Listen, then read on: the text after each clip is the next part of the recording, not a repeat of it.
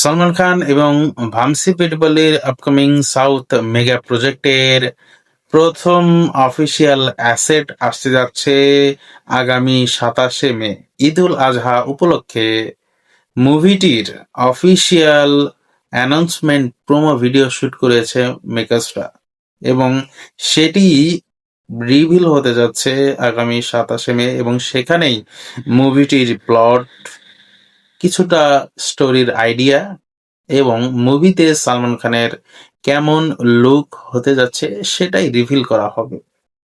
কিছু জিনিস হাইড করা হবে, যেমন মুভিতে সালমান খানের এমন নিউজ এসেছে যে একাধিক লোক থাকবে এবং দুইয়েরও অধিক হতে পারে।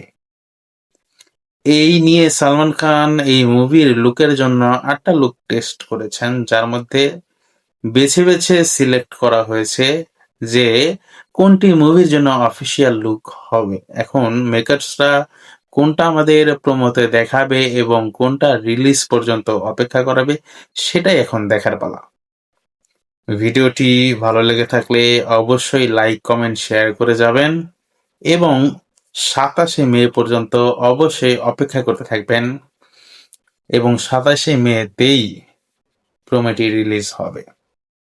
মুভি রিলেটেড সমস্ত ইনফরমেশন পেতে অবশ্যই আমাদের পেজের সঙ্গে থাকবেন। সকলকে ধন্যবাদ।